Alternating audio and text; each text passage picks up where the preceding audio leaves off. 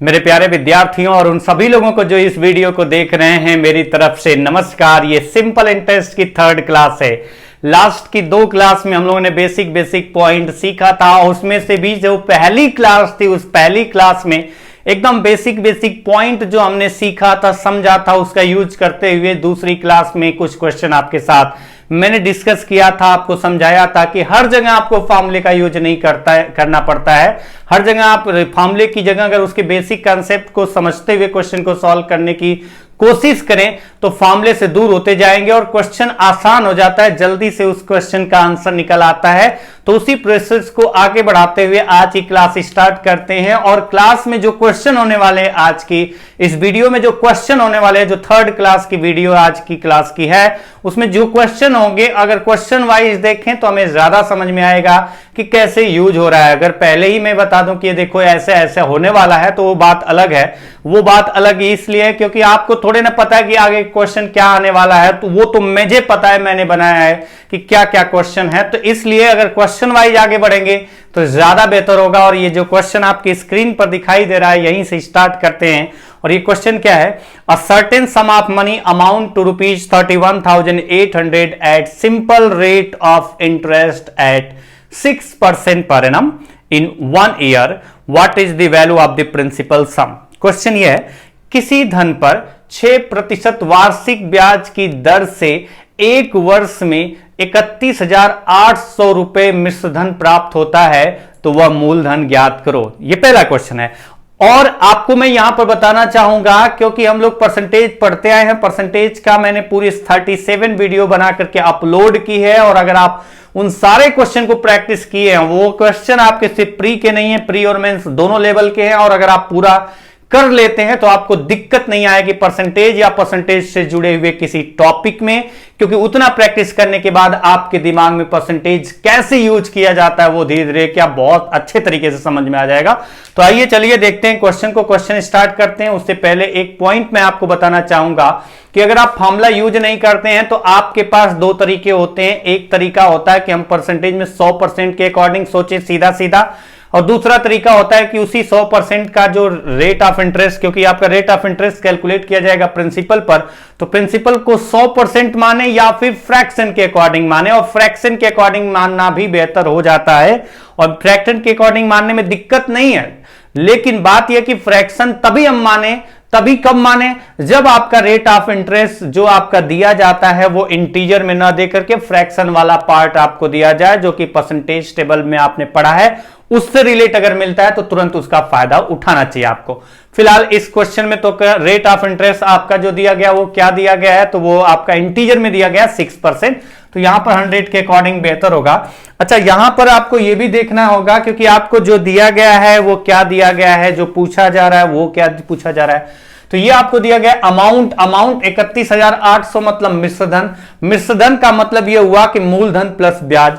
तो अब मूलधन प्लस ब्याज होगा तो मूलधन तो पूछा है, आपको नहीं पता, और इंटरेस्ट का रेट दिया है। तो हम अगर मूलधन को मानेंगे तो इंटरेस्ट के रेट के अकॉर्डिंग हमारा जो क्या आ जाएगा, यहां पर आ जाएगा इंटरेस्ट, और प्रिंसिपल और इंटरेस्ट को ऐड करेंगे तो आपका आ जाएगा अमाउंट। यानी यहां पर हम 3 पॉइंट की बात करेंगे। पहला पॉइंट है प्रिंसिपल मूलधन, दूसरा पॉइंट है इंटरेस्ट, और तीसरा पॉइंट कौन सा है, तो तीसरा पॉइंट है अमाउंट। और हमें यह पता होना चाहिए, और पता होगा आपको भी, मुझे भी है, सबको पता होता है कि अमाउंट की बात करते हैं, मिश्रधन की बात करते हैं तो मिश्रधन क्या होता है, मूलधन प्लस ब्याज। इंटरेस्ट वाले केस में, इंटरेस्ट वाले चैप्टर में पढ़े तो मूलधन में अगर ब्याज को ऐड करें तो मिश्रधन प्राप्त होता है। तो अब आप देखिए कि यहां पर रेट ऑफ इंटरेस्ट कितना है, 6% पर एनम, और 6% पर एनम मतलब 6% आपका इंटीजर वैल्यू है। और अगर इंटीजर वैल्यू है तो हम प्रिंसिपल को जो मानेंगे, प्रिंसिपल को ही क्यों मानेंगे, क्योंकि जब भी रेट कैलकुलेट होगा, इंटरेस्ट का रेट जो भी होगा वो कैलकुलेट होगा हमेशा प्रिंसिपल पर कैलकुलेट होता है, इसलिए प्रिंसिपल को 100% मानते हैं। चलिए, अगर मैंने प्रिंसिपल को 100% लिया तो इंटरेस्ट मिलेगा इस पर। अब कितने वर्ष मिलेगा वो आपको देखना है। यहां रेट ऑफ इंटरेस्ट कितना है, 6% पर एनम, यानी वार्षिक 6% है। इसका मतलब कि 1 वर्ष में, 1 ईयर में आपको प्रिंसिपल जो भी होगा उसका 6% इंटरेस्ट मिलेगा। तो 100% इंटरेस्ट प्रिंसिपल माना हमने, तो इसका 6% मतलब 6% ही आपका मिलेगा, क्योंकि 1 वर्ष की बात की गई है और 1 वर्ष में 6% आपका प्रिंसिपल का इंटरेस्ट मिलेगा। प्रिंसिपल 100% है तो इंटरेस्ट 6% होगा, तो अमाउंट कितना होगा, तो दोनों जोड़ करके देखा हमने 106%। और हमें ये पता होना चाहिए, क्या पता होना चाहिए कि जो मिश्रधन होता है वो मूलधन प्लस ब्याज होता है, एकदम बेसिक पॉइंट है और ये लगभग सबको पता हो चुका होगा और पता पहले से भी रहा होगा। फिर भी मैं लिखता हूं कि अमाउंट 106%, इंटरेस्ट 6%, प्रिंसिपल 100%। अब आप देखिए कि ये जो दिया गया है ना 31,800, वो है क्या एक्चुअल में, जो वैल्यू एक्चुअल वैल्यू दी गई है 31,800, वो प्रिंसिपल है, इंटरेस्ट है या अमाउंट है। तो हमें ये पता है कि ये अमाउंट है 31,800। हमारे मानने के अकॉर्डिंग अमाउंट कितना रहा है, 106%। क्वेश्चन में दिए गई वैल्यू कितनी है, जो अमाउंट है 31,800, मतलब 106% की वैल्यू 31,800 रुपए के बराबर है। तो क्या 1% निकाल सकते हैं, तो हम कहेंगे हाँ, ये 1% यहां से निकाला जा सकता है। कैसे, जैसे बचपन से सीखते आए यूनिटरी मेथड कि इतने परसेंट ये है तो 1% कितना होगा, तो उसी से डिवाइड कर देंगे और डिवाइड किया तो कितनी बार गया, 300 बार गया, मतलब आपका 300 रुपीज आ गया 1% की वैल्यू। और हमें निकालना क्या है, प्रिंसिपल, और प्रिंसिपल को क्या मान के चल रहे हैं हम लोग, 100%। तो अगर हम देखें यहां पर तो हमें प्रिंसिपल निकालना है, मतलब 100% की वैल्यू निकालना है। और अगर 1% इतना है तो 100% आ जाएगा 100 इंटू 300 इजिकल टू 30,000 रुपीज। 3 पे 40 मतलब 30,000 रुपीज। ये क्या आ गया निकल करके, प्रिंसिपल आ गया।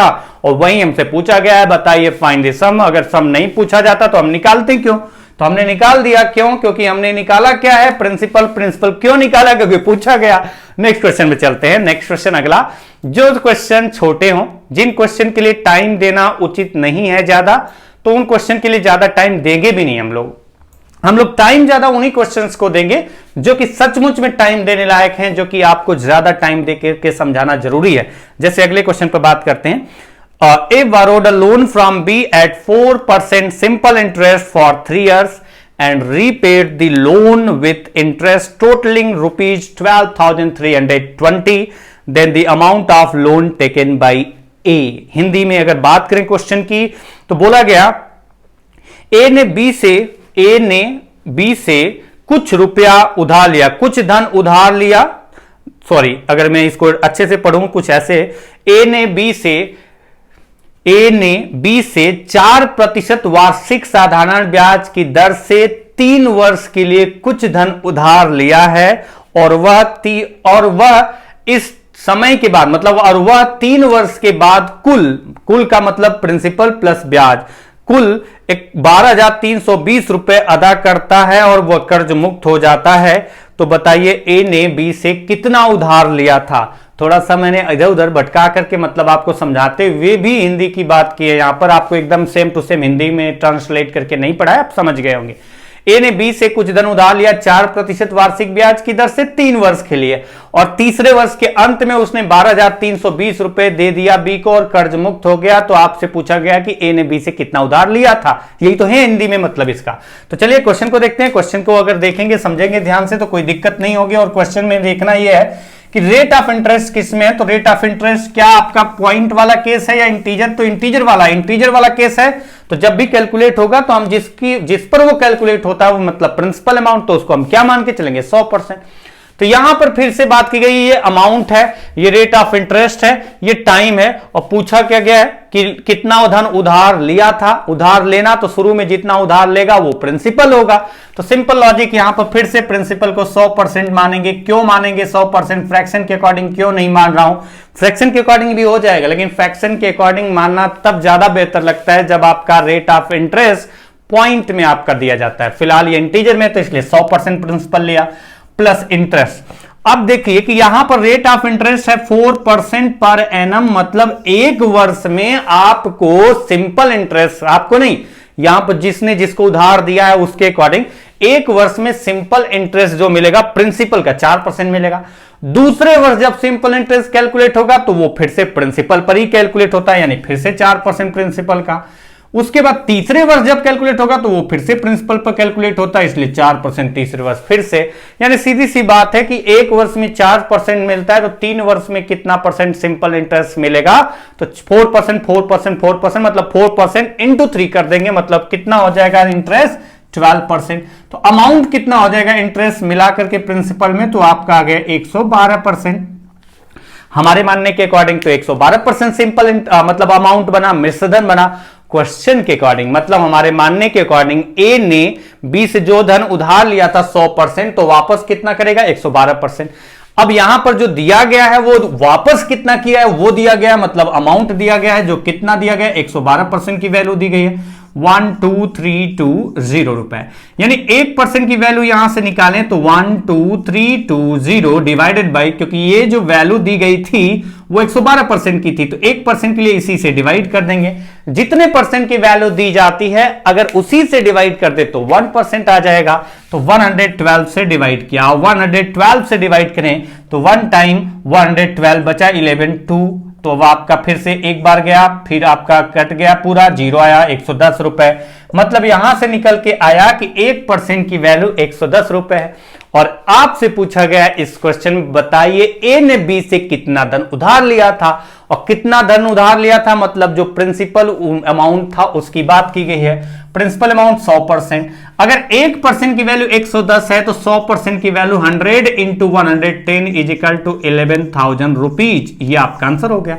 सीधी सीधी बात है, प्रिंसिपल निकालना है, कितना धन उधार लिया था शुरू में मतलब प्रिंसिपल निकालना है, और प्रिंसिपल निकालना मतलब 100% की वैल्यू, क्योंकि हमने प्रिंसिपल 100% माना तो 1% की वैल्यू मिल चुकी है, तो 100% की वैल्यू निकालने के लिए हमने 100 से मल्टीप्लाई कर दिया। रिजल्ट आपके सामने 11,000 रुपए ए ने बी से उधार लिया था। नेक्स्ट क्वेश्चन पे चलते हैं। अगला क्वेश्चन 1 बाई 1 अगर बेसिक पॉइंट समझते हैं तो आपको एकदम ऐसा हो जाएगा सिंपल इंटरेस्ट की जैसा नाम है वैसा ही इसका काम हो जाएगा आपका इस चैप्टर में। लेकिन सिंपल इंटरेस्ट का मतलब साधारण, साधारण का मतलब ऐसा नहीं कि एकदम साधारण हो जाएगा, लेकिन साधारण बनाया जा सकता है क्वेश्चन को, और साधारण बनाने के लिए आपको प्रयास करना होगा। जब तक प्रयास नहीं करेंगे ना तब तक कुछ भी साधारण नहीं है, कुछ भी साधारण नहीं है जब तक प्रयास नहीं करते। प्रयास ही हर एक चीज को आसान बनाती है। प्रयास करना छोड़ दो, छोटी से छोटी चीज भी मुश्किल लगने लगेगी।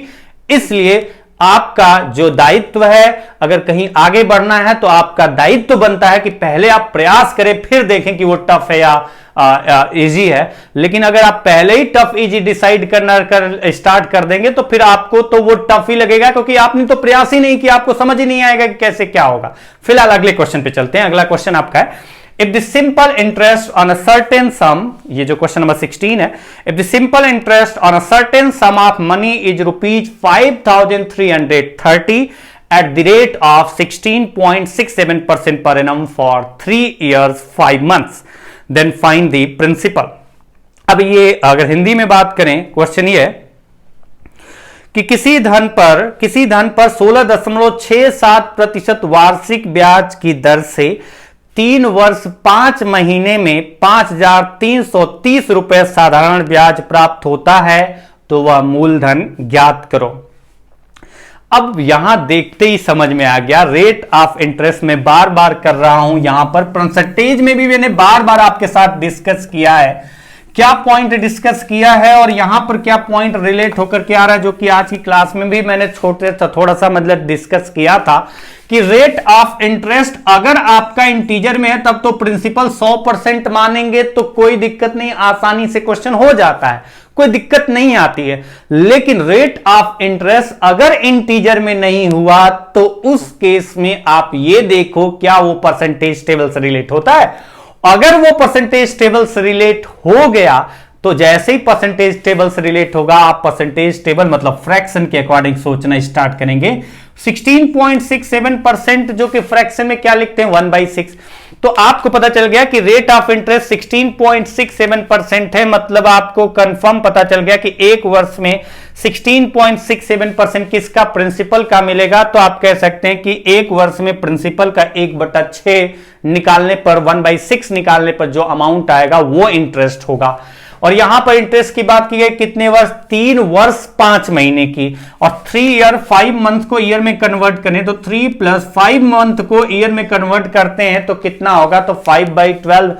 1 मंथ को अगर मतलब वो कहा जा रहा है कि ईयर को मंथ में कन्वर्ट करना तो 12 से मल्टीप्लाई कर देंगे, क्योंकि एक वर्ष में 12 महीने होते हैं, 1 ईयर में 12 मंथ होते हैं। उसी तरीके से अगर मंथ को ईयर में कन्वर्ट करना हो तो आप 12 से मंथ को डिवाइड कर देंगे। ये बहुत बेसिक पॉइंट है, आपको पता होगा, फिर भी मैंने लिखा। तो यहां से 12 3 जा 36 प्लस 5, 36 प्लस 5 41/12 ईयर आ गया। तो ये बात हो गई कि एक वर्ष में प्रिंसिपल का इतना मिलेगा, तो 2 वर्ष में कितना मिलेगा प्रिंसिपल का, तो 2 बार ये मिलता, तो 1/6 इंटू 2। 3 ईयर में कितना सिंपल इंटरेस्ट मिलेगा, तो हम कहते हैं कि 1/6, पहले वर्ष, दूसरे वर्ष 1/6, तीसरे वर्ष 1/6, तो सीधा सीधा 3 बार आपका होता, तो इंटू 3 कर देते हैं, 1/6 इंटू 3। लेकिन यहां पर बात की गई कितने ईयर, 41/12। तो वैसे ही अगर हम देखें तो अगर 16.67% मतलब 1/6 एक वर्ष में मिलता है, तो इतने वर्ष में कितना मिलेगा, इंटू 41/12। और इंटू 41/12 का मतलब हुआ कि जो सिंपल इंटरेस्ट मिलेगा आपको यहां पर 41/72। किसका 41/72 आपको सिंपल इंटरेस्ट मिलेगा, प्रिंसिपल का, क्योंकि जो सिंपल इंटरेस्ट कैलकुलेट होता है वो हमेशा प्रिंसिपल पर कैलकुलेट होता है। तो यहां पर हमें समझ में आ गया कि जो हमारा सिंपल इंटरेस्ट होगा 3 वर्ष 5 महीने में इस रेट से, वो होगा प्रिंसिपल का 41/72। यानी प्रिंसिपल अमाउंट को अगर हम डिवाइड करते हैं 72 पार्ट में, तो उसमें से 41 पार्ट के बराबर हमें इंटरेस्ट मिलेगा। तो यहां पर देखेंगे प्रिंसिपल को अगर हम लेते हैं 72, हमने 100 क्यों नहीं माना, क्योंकि रेट ऑफ इंटरेस्ट परसेंटेज में जो दिया गया है वो इंटीजर में नहीं फ्रैक्शन में, और वो कौन सा फ्रैक्शन है जो कि परसेंटेज टेबल से रिलेट होता है डायरेक्टली।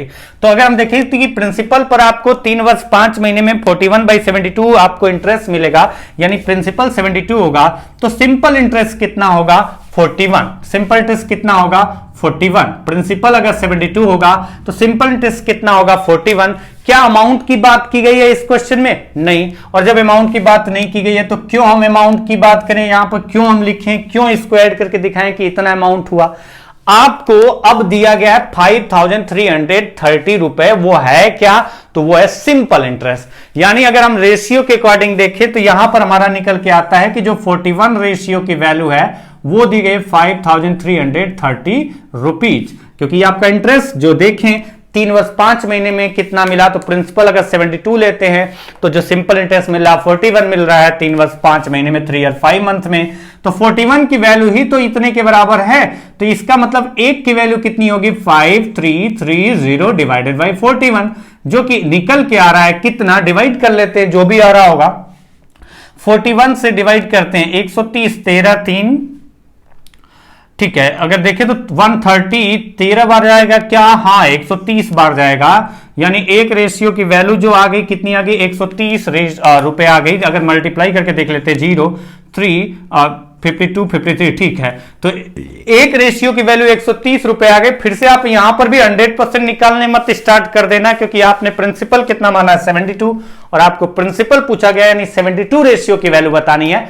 और 72 रेशियो की वैल्यू कितनी आएगी, अगर 1 रेशियो की वैल्यू 130 रुपए आ रही है तो आप कहेंगे कि 72 रेशियो की वैल्यू जो होगी वो होगी कितना, तो 72 इंटू 130, 72 इंटू 130, और अगर मल्टीप्लाई करते हैं तो रिजल्ट आता है 0 6 2 91 93, यानी 9360। अगर मल्टीप्लाई करके एक बार और देख लेते हैं 6 13 7 91 2 93, 9360 रुपए प्रिंसिपल रहा होगा।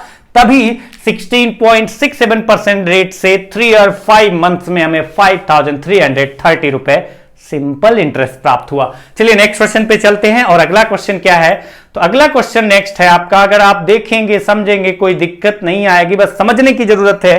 क्वेश्चन देखने में हो सकता है लेंदी लगे, हो सकता है देखने में डर लगे, लेकिन डरने की जरूरत नहीं है। थोड़ी सी मेहनत करो, डर अपने आप दूर हो जाएगी और आपको सफलता का राज मिल जाएगा इस क्वेश्चन पे।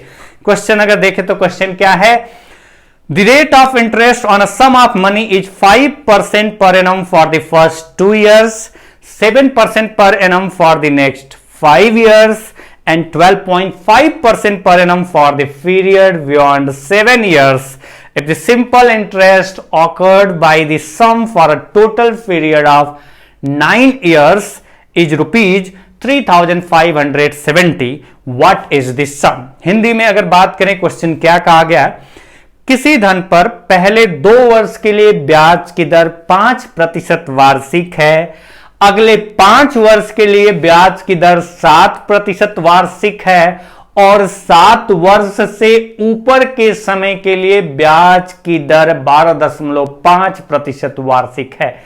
इस प्रकार कुल 9 वर्षों में 3,570 रुपए ब्याज के रूप में प्राप्त हुआ। तो बताइए वह मूलधन कितना था जिस पर यह ब्याज प्राप्त हुआ है।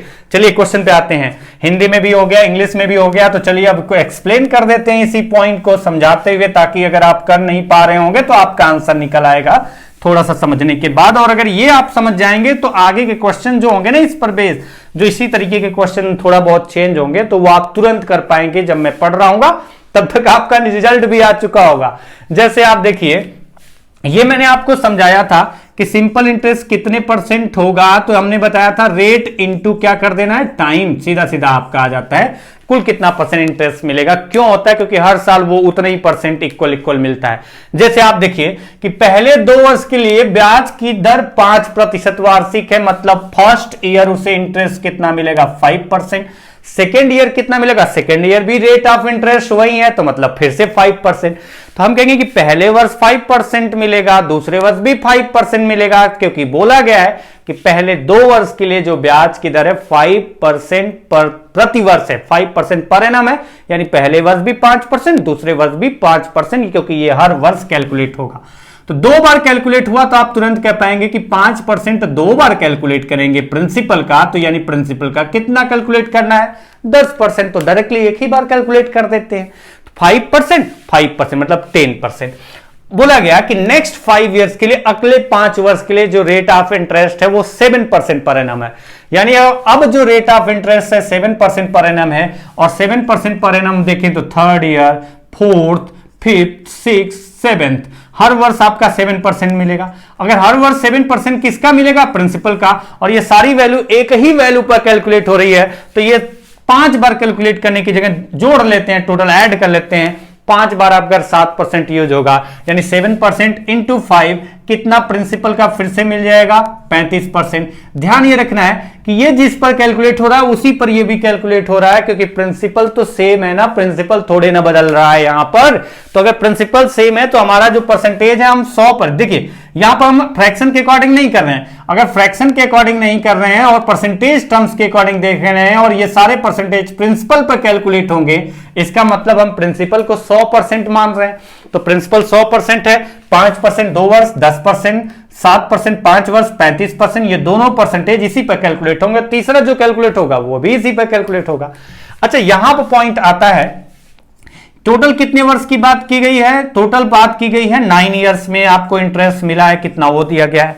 अच्छा, ये 2 वर्ष हो गया, ये 5 वर्ष हो गया, कुल कितना वर्ष हो गया, कितने ईयर हो गया, 2 and 5, 2 year and 5 year. 2 year के लिए ये वाला इंटरेस्ट रेट, 5 ईयर के लिए ये वाला इंटरेस्ट ऑफ रेट है, तो 2 + 5 7 ईयर्स हो गया। और इसके बाद जो आपका कितना बचा, 2 वर्ष बचा, 9 वर्ष टोटल है, तो 8th years and 9 year, 8th year and 9 year rate of interest कितना होगा, क्योंकि बोला गया 7 ईयर से ऊपर के लिए जो रेट ऑफ इंटरेस्ट होगा 12.5% होगा, और 7 ईयर्स हो चुका है, तो अब रेट ऑफ इंटरेस्ट 12.5% है। और कितने वर्ष, तो 7 ईयर्स हो चुका है, टोटल 9 ईयर की बात की गई है, तो 2 ही वर्ष तो बचा जब आपका रेट ऑफ इंटरेस्ट होगा 12.5%। तो 12.5 इंटू 2 = 25% आपका इंटरेस्ट यहां मिला।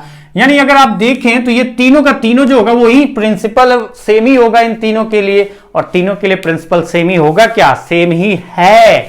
तो आप कहेंगे कि प्रिंसिपल का 10%, प्रिंसिपल का 35%, 35% और प्रिंसिपल अमाउंट का 25%। अगर ये बार बार कैलकुलेट करने की जगह एक ही बार कैलकुलेट कर लें तो ज्यादा आसान होगा। तो देखो कुल कितना प्रिंसिपल अमाउंट का मिलेगा आपको इंटरेस्ट, 10%, 35%, 25 + 35 60 + 10, यानी प्रिंसिपल के 70% के बराबर सिंपल इंटरेस्ट मिलेगा। प्रिंसिपल के 70% के बराबर सिंपल इंटरेस्ट मिलेगा। और ये जो 70% के बराबर सिंपल इंटरेस्ट मिलेगा, यहां तो सिंपल इंटरेस्ट दिया गया है कि कितना मिला है, कितना मिला है, 3,570 रुपए। यानी जो हमारे अकॉर्डिंग परसेंटेज टर्म्स के अकॉर्डिंग आ रहा है कि 70% ब्याज मिला, वहीं अगर यहां पर देखें तो एक्चुअल वैल्यू दी गई है 3,570 रुपए ब्याज मिला। यानी ये जो 70% है वो इतने के बराबर है, तो 1% की वैल्यू मतलब आप 3570 को डिवाइड कर देंगे 70 से। और अगर हम डिवाइड करते हैं यहां पर तो कितना आता है, 0 तो कैंसिल हो गया, 7 5 जा 35, 7 1 जा 7। मैंने कैलकुलेशन सही किया है, तो यहां पर जो आ रहा है कि 1% की वैल्यू कितनी आ गई, 51 रुपीज। 1% की वैल्यू 51 रुपए आ गई।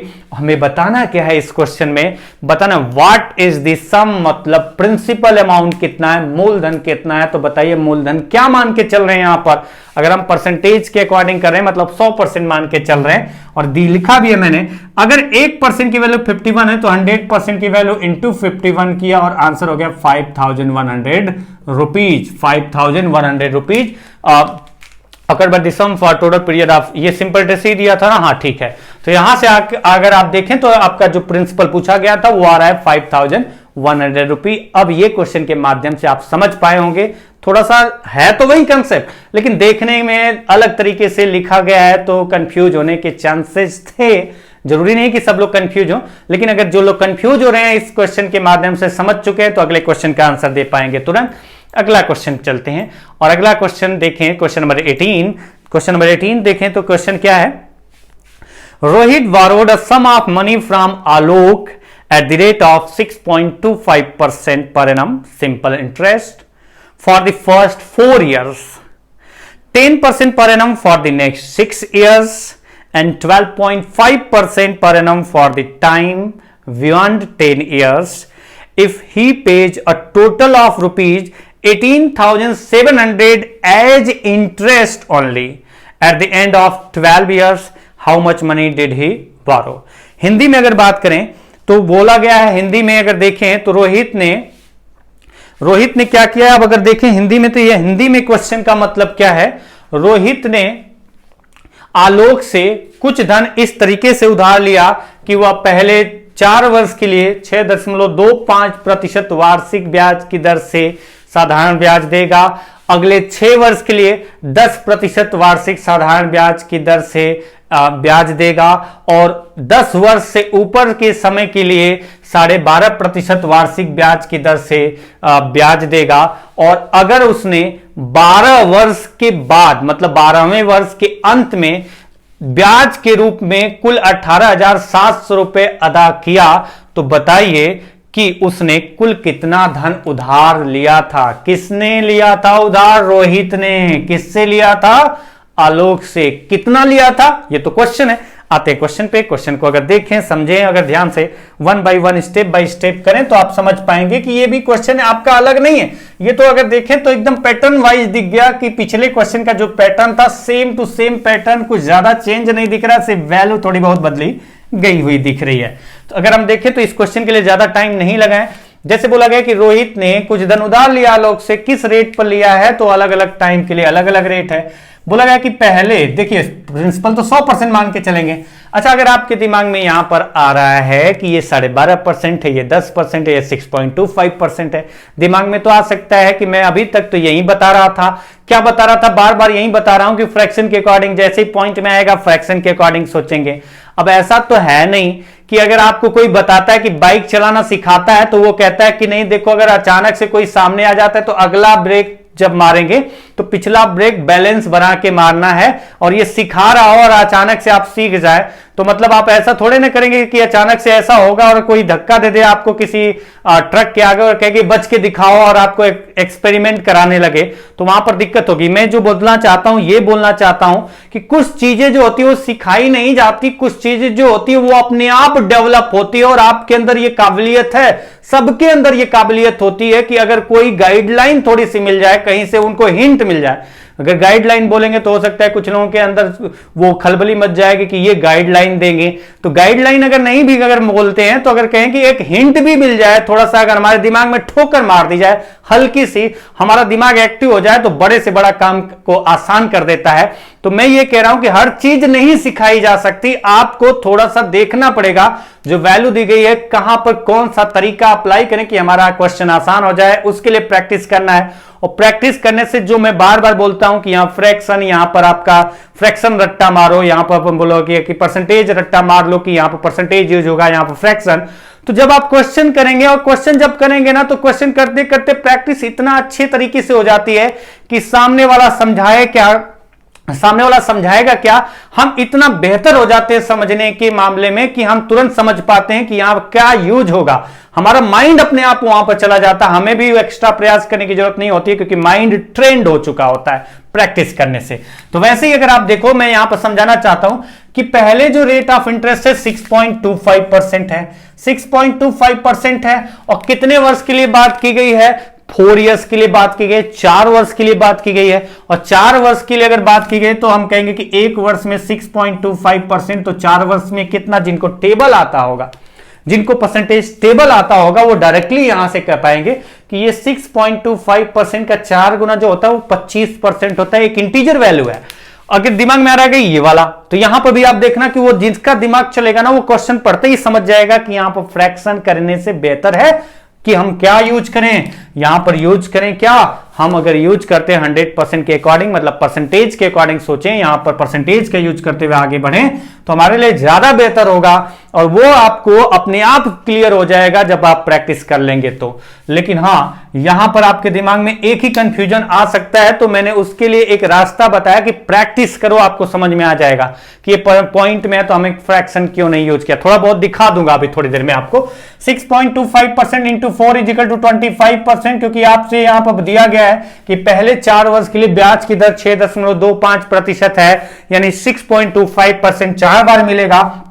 कुल कितना प्रिंसिपल का हो गया, 25% प्रिंसिपल को 100% मान के चल रहे हैं। उसके बाद आगे देखें, बोला गया अगले 6 वर्ष के लिए रेट ऑफ इंटरेस्ट 10% है। अच्छा, 10% रेट ऑफ इंटरेस्ट है और 6 वर्ष की बात की गई है, तो 10% को 6 से मल्टीप्लाई किया तो कितना आ गया, 60% और इंटरेस्ट मिल गया। किस पर, उसी प्रिंसिपल पर जिस पर ये 25% इंटरेस्ट मिल रहा है, क्योंकि प्रिंसिपल सेम है। अगला पॉइंट आता है, अब आप देखो कि कुल कितने वर्ष की बात की गई है, यहां पर 12 इयर्स के अंत में सिंपल इंटरेस्ट मिला है आपको, वो दिया गया है कितना, कुल इंटरेस्ट जो बना है वो 18,700 रुपए बना है। सिंपल इंटरेस्ट जो कुल बना है, क्योंकि if you pays a total of rupees 18,700 as interest only, केवल ब्याज के रूप में इतना दिया है, मतलब ब्याज आपका यहां पर बना है, इंटरेस्ट बना है इतना 12 वर्ष के अंत में। टोटल कितने ईयर हो चुका है, 4 और 6 कितना हुआ, 10 वर्ष। और फिर यह भी बोला गया कि 10 वर्ष से ऊपर के लिए जो रेट है 12.5% है, 12.5% है, और 10 वर्ष का हो चुका है, तो जो अब जो इंटरेस्ट का रेट होगा 12.5%। कितने वर्ष, टोटल 10 वर्ष हो चुका है, टोटल 12 वर्ष की बात की गई है, मतलब 2 वर्ष 11th एंड 12th। तो 2 ईयर के लिए रेट ऑफ इंटरेस्ट कितना रहा यहां पर 12.5%, जो कि आ रहा है कितना 25%। देखो आप, सब कुछ जो हमें कैलकुलेशन देखना था वो यहां पर देखना था, और ये सारा का सारा इंटीजर में आ रहा है। और जब सब इंटीजर में आ रहा है और हमें पता चला यहां पर कुल कितना इंटरेस्ट मिल रहा है परसेंटेज में देखा जाए, क्योंकि हमें पता है कि ये परसेंटेज जो कैलकुलेट होगा उसी प्रिंसिपल अमाउंट पर होगा जिस पर ये दोनों कैलकुलेट होंगे, मतलब ये सब कुछ इसी पर कैलकुलेट हो रहा है। यानी जब सबका बेस सेम है तो सबको ऐड कर सकते हैं, बेस अगर सेम होगा तो ऐड डायरेक्टली किया जाता है। तो 25%, 60%, 25%, 110% ये आपका सिंपल इंटरेस्ट प्राप्त होगा इस पर। और जो सिंपल इंटरेस्ट 110% प्राप्त होगा प्रिंसिपल का, वो आपको दिया गया सिंपल इंटरेस्ट मिला कितना है 18,700 रुपए। मतलब कह सकते हैं कि प्रिंसिपल अमाउंट का 18 मतलब 110%, प्रिंसिपल अमाउंट का 110% का वैल्यू 18,700 रुपए है। तो 1% की वैल्यू कितनी आ जाएगी 18,700 डिवाइडेड बाई 110, और डिवाइड किया 1 टाइम गया 11,170 रुपीज। 1% की वैल्यू 170 रुपए आ गई। और हमें निकालना क्या है, how much money did he बारो, कितना धन उधार लिया था। तो जो भी शुरू में उधार लिया जाए, जो भी शुरू में उधार दिया जाए, यानी कि जो प्रिंसिपल अमाउंट होगा, जो प्रिंसिपल अमाउंट होगा, मतलब जो प्रिंसिपल मनी होगी, शुरू वाली जो मनी होगी, इनिशियल मनी होगी, वो आपका ही बोला जाता है प्रिंसिपल अमाउंट, मतलब मूलधन। तो 1% की वैल्यू 170 है, यहां पर उधार लिया गया धन, मतलब मूलधन की बात की गई है, यानी 100% की बात की गई है। तो अगर 1% 170 है तो 100% कितना होगा, तो इंटू 170 किया और ये रिजल्ट आ गया 17 कितने 030, यानी 17,000 रुपए मूलधन था। कितना मूलधन था 17,000 रुपए। अच्छा, अगले क्वेश्चन पे चलते हैं।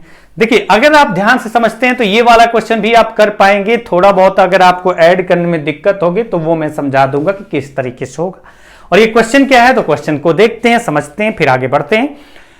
A banker lends rupees 6,000 at simple interest to customer.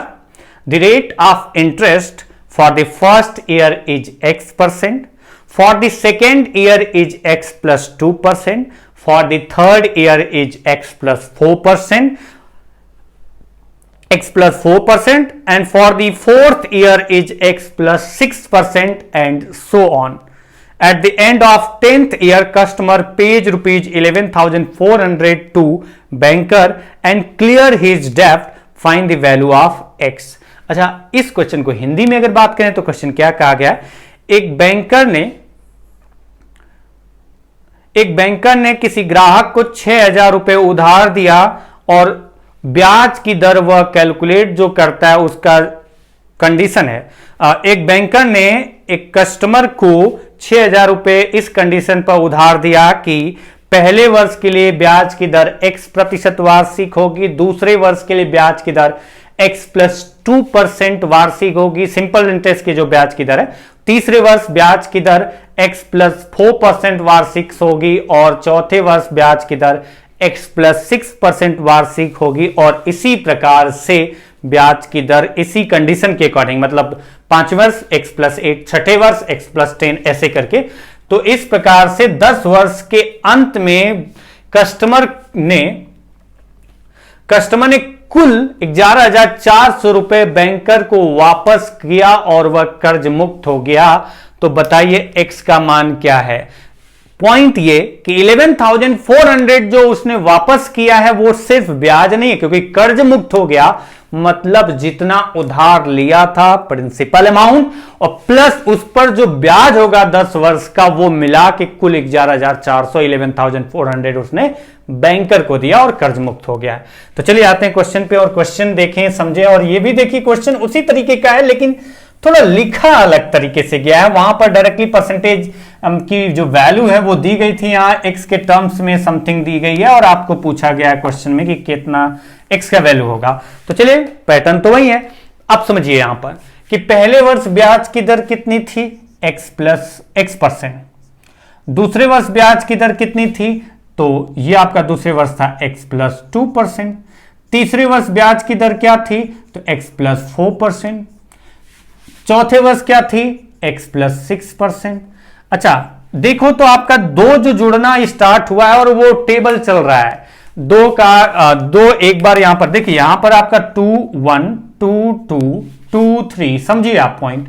तो अगर आप देखें कि दूसरे वर्ष 2 into 1 हुआ है, मतलब सेकेंड ईयर की बात की गई तो 1 हुआ है, थर्ड ईयर की बात की गई तो 2 हुआ है, इंटू 2 से 2 मल्टीप्लाई हुआ है, फोर्थ ईयर की बात की गई तो 3 मल्टीप्लाई हुआ है, फिफ्थ ईयर की बात की जाएगी तो 4 मल्टीप्लाई होगा। तो 10th ईयर की बात की जाएगी, मतलब 10th ईयर की अगर बात की जाएगी तो 10th ईयर का इंटरेस्ट कितना होगा?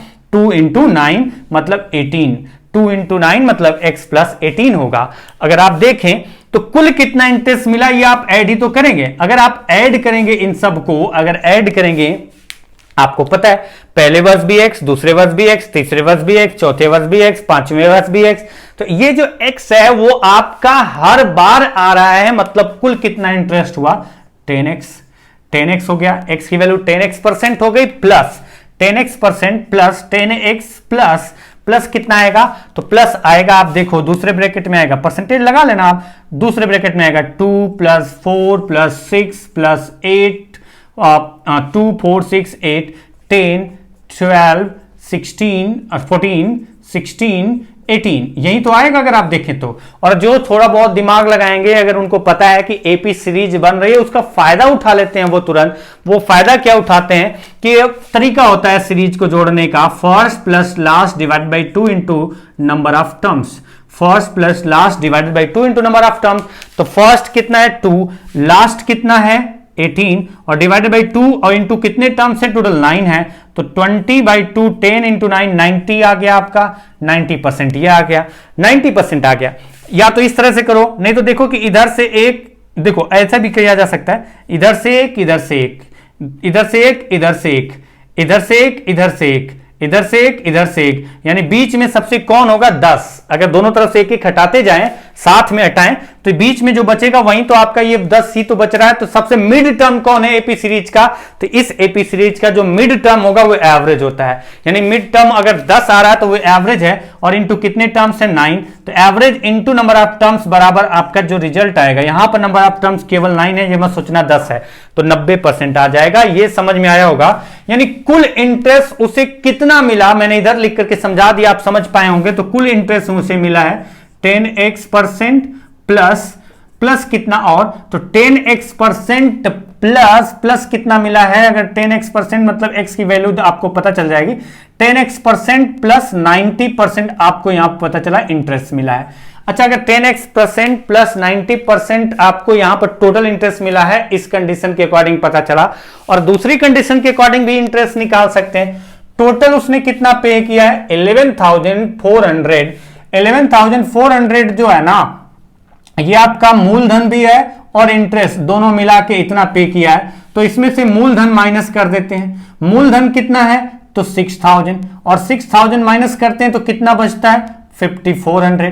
तो 5,400 क्या है इंटरेस्ट है, 5,400 क्या है इंटरेस्ट है, मतलब ब्याज है। तो ब्याज आपका 5,400 मिला है, टोटल 5,400 रुपए ब्याज मिला है। तो जो आपका रेट ऑफ जो आपको बोला जाता है इंटरेस्ट निकालो, कुल कितना इंटरेस्ट हुआ, तो जो भी इंटरेस्ट मिला वो किस पर मिला है प्रिंसिपल पर। तो 5,400 जो आपका मिला है इंटरेस्ट, क्योंकि आपको पता है जितना भी इंटरेस्ट मिलेगा जब भी कैलकुलेट करेंगे सिंपल इंटरेस्ट का केस हमेशा प्रिंसिपल पर मिलता है। तो कुल आपको इतना इंटरेस्ट मिला है, कुल कितने पर, मतलब हमेशा वो तो 6,000 पे कैलकुलेट होगा, कितने परसेंट इंटू 100। तो अगर ये डिवाइड करते हैं तो ये आपका आता है 90%। देखते हैं कि अगर हम देखें इस दूसरी कंडीशन के अकॉर्डिंग तो कुल इंटरेस्ट जो मिला है वो कितना मिला है 90%, और इस कंडीशन के अकॉर्डिंग कितना मिला है इतना परसेंट, मतलब ये इसके बराबर होगा। तो बताइए 10x% की वैल्यू कितने के बराबर होगी 0, यानी x की वैल्यू कितनी आ जाएगी 0। x की वैल्यू 0 आ गई, मतलब सीधा सा हम ये कहेंगे x की वैल्यू 0 आ गई, तो सीधा सा क्या कहेंगे, वो तो बताना ही था find the value of x, मतलब x की वैल्यू कितना है 0 है। नेक्स्ट क्वेश्चन पे चलते हैं। ये एपी सीरीज थोड़ा बहुत पता होना चाहिए, बस हल्का सा ये पॉइंट हमने बताया है और ये ध्यान रखिए, बाकी आगे चल के जब हम एपी पे और क्वेश्चन करेंगे नंबर सिस्टम में या फिर अलजेब्रा में, तो वहां पर अगर क्वेश्चन मिलेंगे तो वहां पर हमें पता होना चाहिए, नहीं पता होगा तो वो तो मैं बताऊंगा नंबर सिस्टम का जब चैप्टर करेंगे तो उसमें डिटेल से। फिलहाल आज की क्लास का last question, question number 20। A person deposited certain money at the starting of each year. If the rate of interest is 13% per annum and at the end of third year the total amount is rupees 45,360, then find how much money he deposited each year. मतलब बोला गया है कि एक आदमी प्रत्येक वर्ष के प्रारंभ में कुछ धन जमा करता है और ब्याज की दर 13% वार्षिक है, तो इस प्रकार से तीसरे वर्ष के अंत में कुल मिश्रधन 45,360 रुपए हो जाता है। तो बताइए वह प्रत्येक वर्ष के अंत में कितना कितना जमा किया था, और ये पॉइंट आपको लिखा गया है या नहीं लिखा गया मैं आपको बता दूं। यहां पर यह समझने की जरूरत है कि हर वर्ष वो इक्वल मनी ऐड करता है, मतलब पहले अगर 500 रुपए पहले वर्ष के शुरू में अगर वो 500 रुपए जमा किया था तो दूसरे वर्ष के शुरू में भी 500 रुपए जमा किया, और तीसरे वर्ष के भी शुरू में 500 रुपए जमा किया। चौथे वर्ष का प्रारंभ आया ही नहीं, क्योंकि तीसरे वर्ष के अंत तक ही आपको अमाउंट दिया गया है। तो चलिए देखते हैं यहां पर क्वेश्चन क्या है, किस तरीके से होगा और किस तरीके से आप तुरंत कर पाएंगे। इसके लिए XYZ नहीं मानना है आपको, और XYZ नहीं मानना है तो कैसे आएगा, तो आपको ध्यान है पीछे की जो वीडियो है उसमें मैंने सिखा दिया है, स्पेशली जो पहली वीडियो सिंपल इंटरेस्ट की है तो वहां पर आपको बताया है, समझाया और समझ पाए होंगे आप। तो चलिए देखिए क्वेश्चन में है क्या कि वो पहले वर्ष के इनिशियल मतलब पहले वर्ष में, दूसरे वर्ष के प्रारंभ में और तीसरे वर्ष के प्रारंभ में वो जमा करेगा। चौथे वर्ष का प्रारंभ आएगा नहीं, क्योंकि तीसरे वर्ष के अंत तक का ही बात किया गया है। तो तीसरे वर्ष के अंत तक की बात की गई है, तो तीसरे वर्ष के अंत तक ही हम लोग यहां जाएंगे। पहले वर्ष के अंत में जितना जमा किया दूसरे वर्ष के अंत में भी उतना ही जमा, पहले वर्ष के प्रारंभ में इनिशियल पॉइंट मतलब जब स्टार्ट हुआ वर्ष तो शुरू में ही पहले वर्ष के प्रारंभ में जो जमा किया उतना ही जमा किया, दूसरे वर्ष के स्टार्टिंग में, तीसरे वर्ष के स्टार्टिंग में भी उतना ही जमा किया। क्योंकि यहां पर रेट ऑफ इंटरेस्ट है 13% है, जो कि इंटीजर वैल्यू है।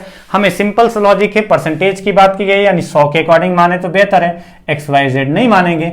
अगर मानना होता तो ये x और ये x, लेकिन ये सब नहीं मानना हमें। हमने कहा कि पहले वर्ष के शुरू में कितना 100, दूसरे वर्ष के शुरू में कितना 100, तीसरे वर्ष के शुरू में कितना 100, हर एक वर्ष वो बराबर बराबर जमा किया है बैंक में, और वो भी ईयर के प्रारंभ में।